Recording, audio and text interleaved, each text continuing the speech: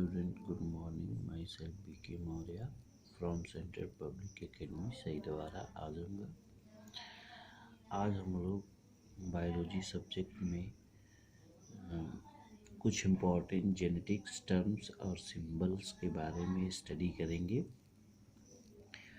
सबसे पहले genetics chapter को पढ़ने से पहले कुछ स्पेशल टर्मिनोलॉजी होती हैं जिसको पढ़ना ज़रूरी होता है, क्योंकि बगैर इस टर्मिनोलॉजी के हमको जेनेटिक्स समझ में नहीं आएगा। जैसे पहला है, हम यहाँ पे लिख सकते हैं genetics term and symbol.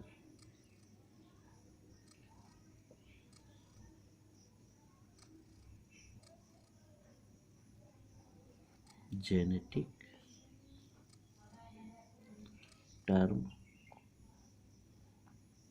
And symbol.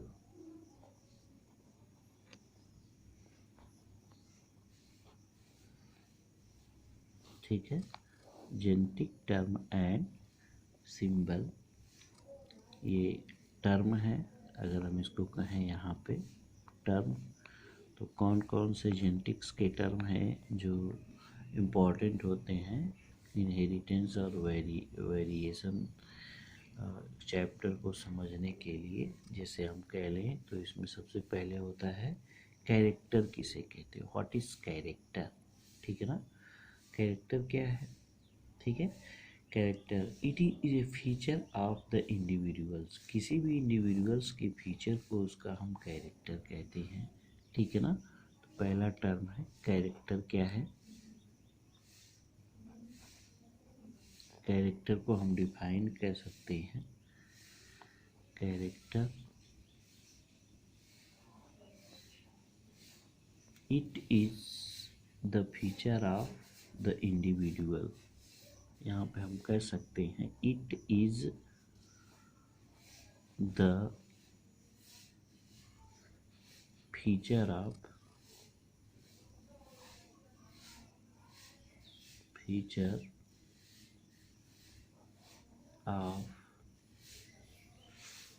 Individual.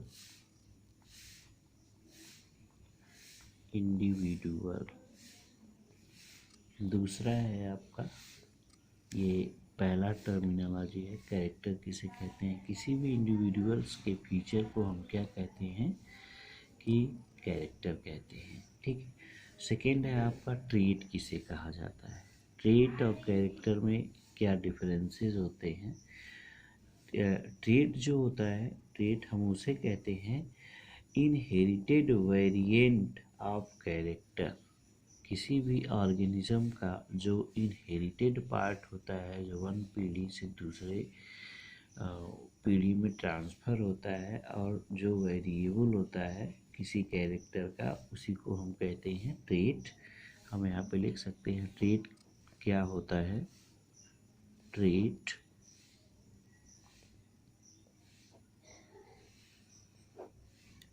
में हम देखेंगे, इसको कह सकते हैं inherited variants of a character.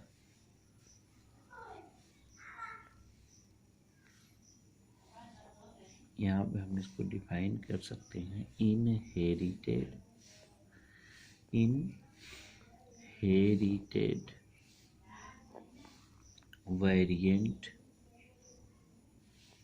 Variant character. Inherited variant of a character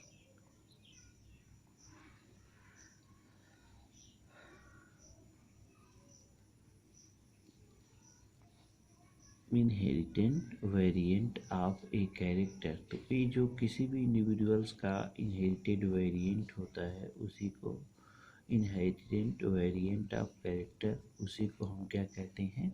trait कहते हैं। अगर मान लीजिए कोई इंडिविजुअल्स है, उसका कोई कैरेक्टर है, लाइक दैट अगर हम टालनेस को ले लें, जिसको टीटी कहते हैं, टीटी। ठीक है, ये है टालनेस, टॉल, या हम कह सकते हैं ये टाल है और ये टी है, स्मॉल टी है, तो इसको हम अगर ड्वार्फ कह दें, इसको ड्वार्फ कह दें, ठीक है। तो ये टाल और ड्वार्फ ये दोनों क्या हैं, कैरेक्टर हैं, ट्रेट हैं। ये दोनों क्या कहलाते हैं, ट्रेट कहलाते हैं। जबकि जो कैरेक्टर होता है इसको हम आइडेंटिफाई कर सकते हैं, इन दोनों से बड़ा रूप होता है जिसको हम कह सकते हैं टाल और ड्वार्फ दोनों मिलकर एक स्पेशल कैरेक्टर बनाते हैं जिसको हम कह सकते हैं हाइट। हाइट, तो यहाँ पे जो दो चीज़ें आपको देखने को मिल रही हैं, हाइट जो होती है वो कहलाती है कैरेक्टर। हाइट जो है, ठीक है, तो यहाँ पे हम कह सकते हैं अगर ये किसी भी इस प्लांट का जो ये हाइट है तो इसको हम क्या कह सकते हैं, ये कैरेक्टर कहलाएगा। जबकि टाल और ड्वार्फ ये दोनों एक दूसरे के क्या कहलाते हैं, ट्रेट कहलाते हैं। तो कैरेक्टर एक ब्रॉड टर्म होता है, जबकि उसी कैरेक्टर का जो स्पेशल ट्रेट होता है वो ये, जैसे टाल और ड्वार्फ दोनों हाइट में ही आएंगे, लंबाई से ही संबंध रखते हैं, तो टाल और ड्वार्फ जो होते हैं ये सब क्या कहलाएंगे, ट्रेट कहलाएंगे। तो हमें कह सकते हैं इनहेरिटेड वेरिएंट, इनहेरिटेड वेरिएंट। तो यहाँ पे हम आइडेंटिफाई कर सकते हैं आसानी से, inherited variant of character is known as trait. तो इन दोनों को मिलाकर हम क्या कहते हैं, ट्रेट कहते हैं। इनको हम ट्रेट कहेंगे। ट्रेट यानी टाल ट्रेट है कोई प्लांट, और कोई प्लांट जो है ये इसको हम कहेंगे ड्वार्फ प्लांट है। तो टालनेस क्या है, एक स्पेशल है, और ये भी क्या है, एक स्पेशल है। जबकि हाइट क्या है, स्पेशल नहीं है, वो केवल उसकी लंबाई को बताता है। तो हाइट लंबा भी जो हाइट जो है ये एक स्पेशल टाइप का कैरेक्टर है। हाइट कम भी हो सकती है, कम होती है तो उसको ड्वार्फ कहते हैं, ज़्यादा होती टाल कहते हैं।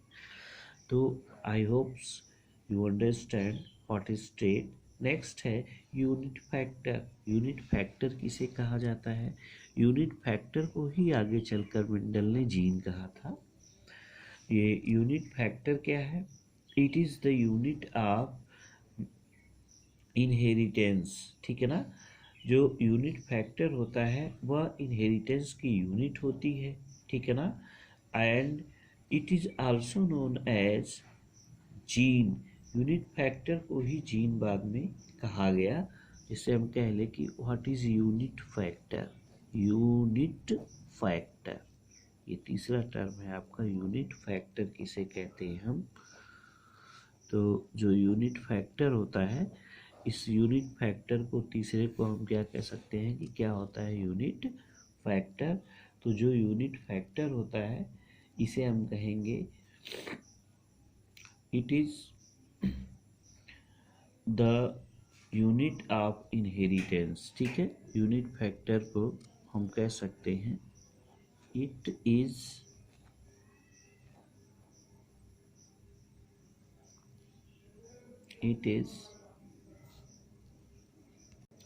Is the unit inheritance. इसको यूनिट इनहेरिटेंस के नाम से जानते हैं। इट इज यूनिट इनहेरिटेंस, ठीक है। तो इनको ट्रेट कहते हैं। और किसी भी जीन में या किसी भी फैक्टर में, ठीक है ना, एक कैरेक्टर को कंट्रोल करने की क्षमता होती है। ईच जीन आर, इसी को बाद में चलकर जॉनसन ने जीन टर्म दिया था फैक्टर को ही। तो हमें कह सकते हैं it is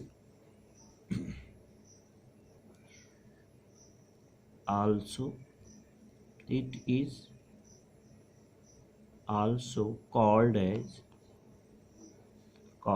as gene.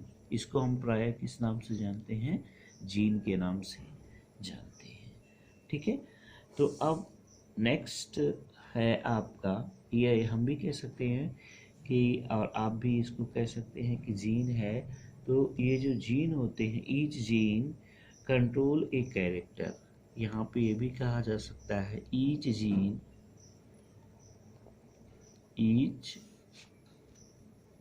Gene control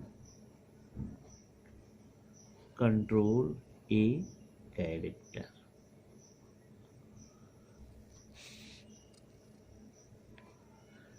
her gene एक कैरेक्टर को क्या करता है, कंट्रोल करता है। नेक्स्ट है आपका, यहाँ पे आगे आप देखिए नेक्स्ट क्या है आपके टॉपिक। नेक्स्ट में हम आपको बताएंगे एलील्स क्या होता है, ठीक है ना। नेक्स्ट एलील क्या होता है। एलील जो है किसी भी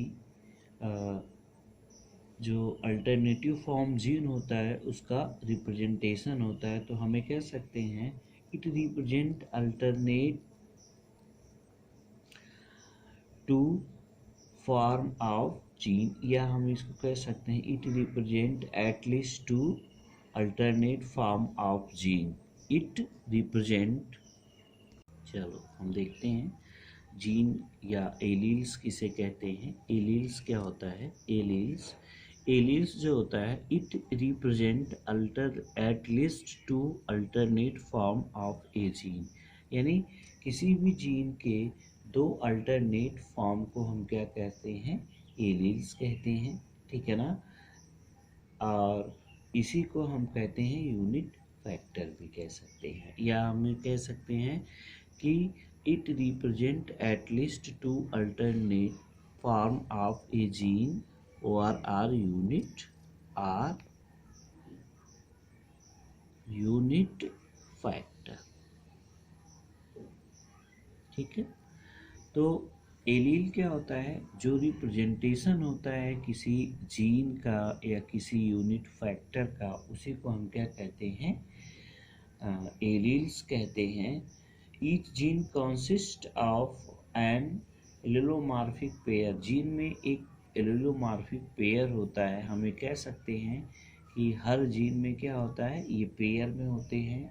तो उसी को के अल्टरनेटिव फॉर्म को हम एलील्स कहते हैं, और इसको एलिलोमॉर्फिक पेयर के नाम से भी जाना जाता है। तो यहाँ पे हम कह सकते हैं ईच जीन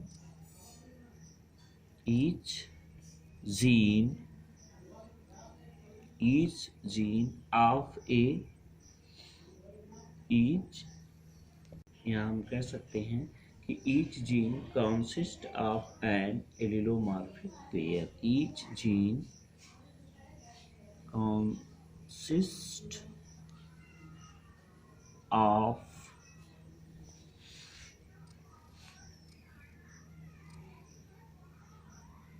an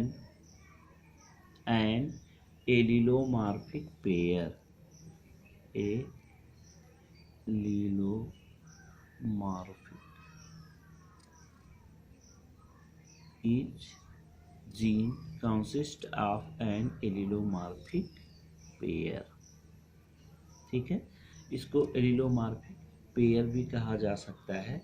और इसको हम रिप्रेजेंट कैसे कहते हैं, इसको रिप्रेजेंट करने के लिए जैसे हम कह लें कि एलिलोमॉर्फिक वो पेयर क्या हो सकते हैं, ये इस रूप में हो सकते हैं, ऐसे कैपिटल टी स्मॉल टी, ये क्या है, एक ही जीन के दो एलिलोमॉर्फिक पेयर हो सकते हैं, ठीक है।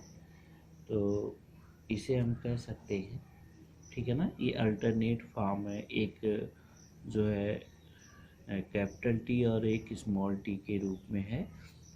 दूसरा है, अब नेक्स्ट हम चलते हैं, ठीक है ना।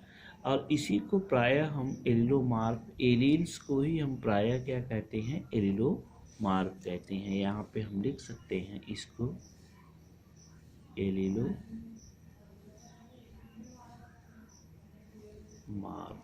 इसी को ही हम क्या कहते हैं, एलिलोमॉर्फ के नाम से भी जानते हैं।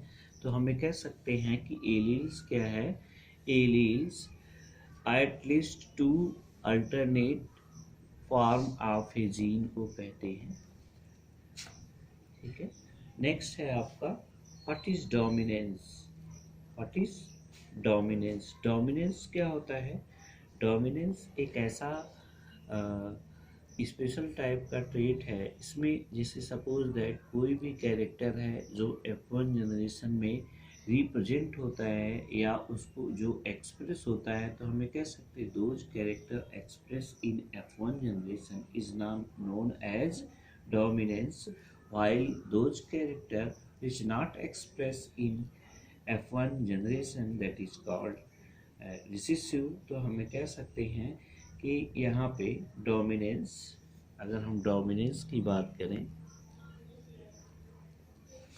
Dominance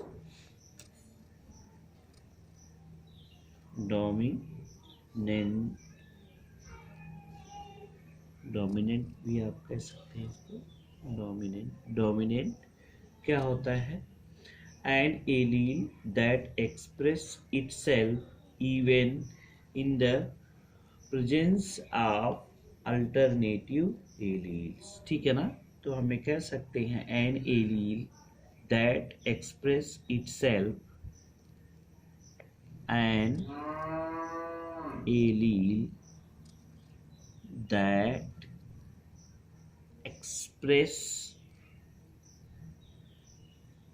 expresses itself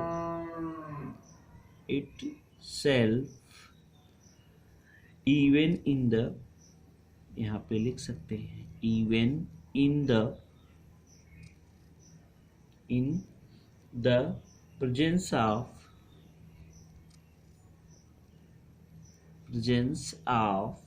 an alternative allele।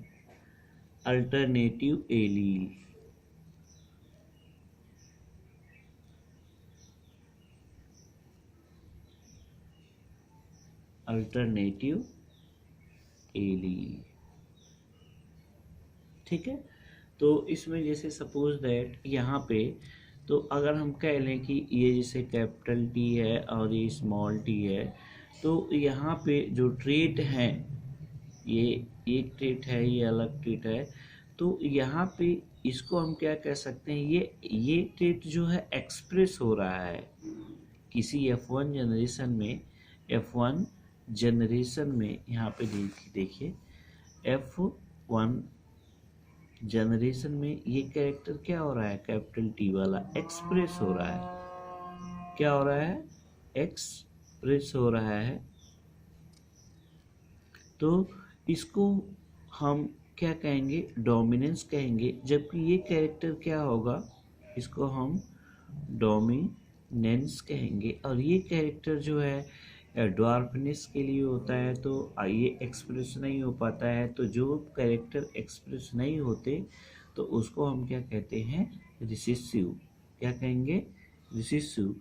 तो यहाँ हम ये कह सकते हैं कि डोमिनेंस क्या होता है और रिसेसिव क्या होता है। तो यहाँ आप देखिए, यहाँ पे डोमिनेंस, तो हमें कह सकते हैं यहाँ पर, जैसे अगर हमको रिप्रेजेंट करना हो तो इसको हम क्या कहेंगे? ये डोमिनेंट ट्रेट है और ये रिसेसिव ट्रेट है।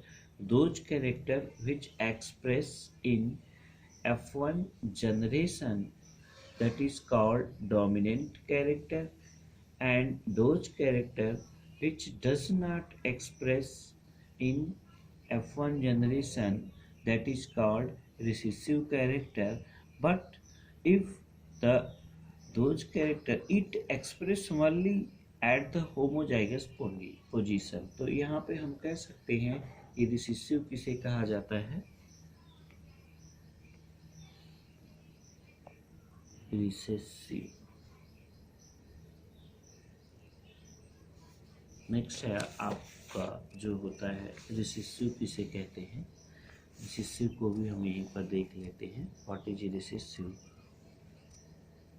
ठीक है। तो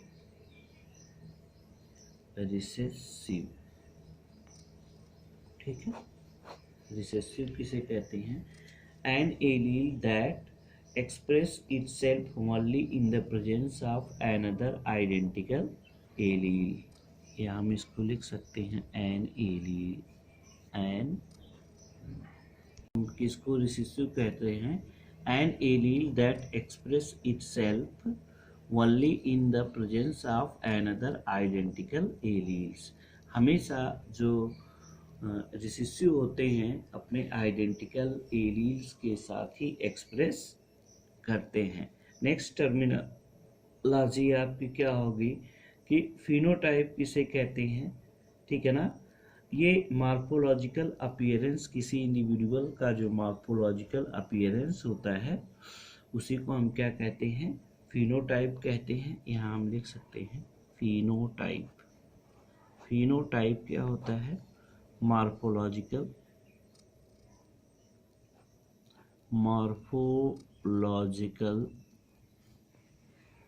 अपीयरेंस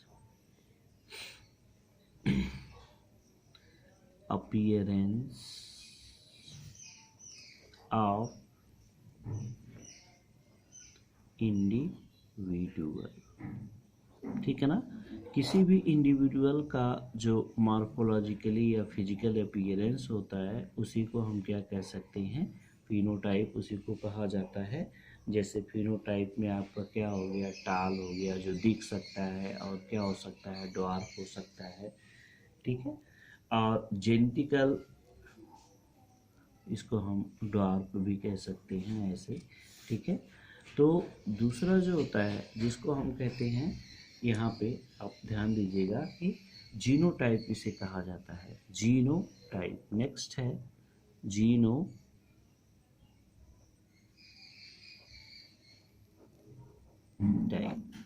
ठीक है। तो जीनोटाइप किसे कहते हैं, किसी भी इंडिविजुअल्स के जेनेटिक कॉन्स्टिट्यूएंट को हम जीनोटाइप कहते हैं, या हम इसको कह सकते हैं कि जेनेटिक कॉन्स्टिट्यूएंट